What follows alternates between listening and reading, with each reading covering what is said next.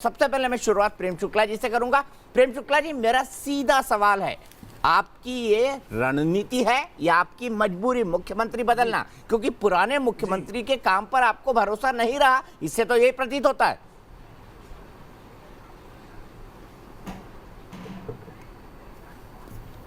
देखिए, अगर मुख्यमंत्रियों के बदलने से ये निष्कर्ष निकाला जाएगा कि मुख्यमंत्री विफलता के कारण बदले गए, तो मुझे लगता है कि राजनीतिक परिवर्तन की सातत्य की जो परिकल्पना है उसको ही आप नकारने का काम करेंगे।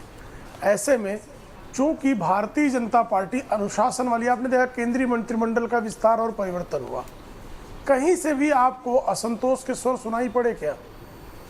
जिन मंत्रियों को मंत्रिमंडल में स्थान नहीं मिला, उनकी तरफ से भी जिस तरह की सदिच्छा प्रकट की गई, जिस तरह का अनुशासन का प्रदर्शन किया, वह भारतीय राजनीति के लिए आदर्श है।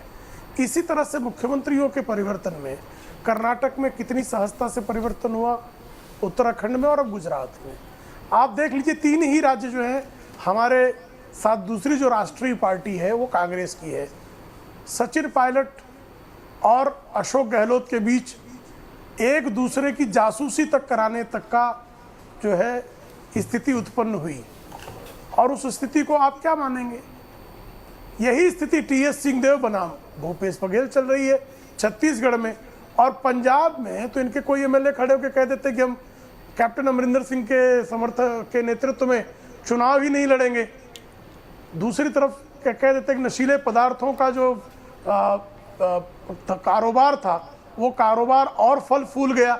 ये कांग्रेस के एमएलए का आरोप है। किस तरह से सिद्धू कहते हैं हम ईंट से ईंट बजा देंगे। नेतृत्व की ईंट से ईंट बजाने की धमकियां एक तरफ दी जाने का अनुशासन, और दूसरी तरफ कितनी विनम्रता से, चाहे विजय रूपानी हो, चाहे त्रिवेंद्र सिंह रावत हो, चाहे तीरथ सिंह रावत हो, चाहे हमारे बड़े बुजुर्ग नेता बीएस येदियुरप्पा जी हो, नेतृत्व के संदर्भ में जो दल ने निर्णय लिया उस निर्णय को स्वीकारना, और जो दायित्व दिया आपको भारतीय जनता पार्टी के कार्यकर्ता से लेके आपको सर्वोच्च पद तक का, भारतीय जनता पार्टी चाहे राष्ट्रपति हो, चाहे उपराष्ट्रपति पद पर बैठे व्यक्ति हो, चाहे प्रधानमंत्री पद पर बैठे व्यक्ति हो, चाहे मुख्यमंत्री हो, विविध राज्यों के कैबिनेट मंत्री हो, जिसको जो दायित्व दिया जाता है उसको सहर्ष सेवा भाव में स्वीकारने की आदर्श परंपरा प्रारंभ हुई है। चलिए, आप ही की बात से मैं सुप्रिया जी के पास ले चलता हूँ। सुप्रिया जी, यहाँ पर तो वो बखान कर रहे हैं कि देखिए हमारी कितनी अनुशासित पार्टी है, और आपकी पार्टी में तो ईंट से ईंट बजने लगती है विभिन्न राज्यों में। ऐसा क्यों होता है कांग्रेस के अंदर? क्या यही कांग्रेसी कल्चर है? मुझे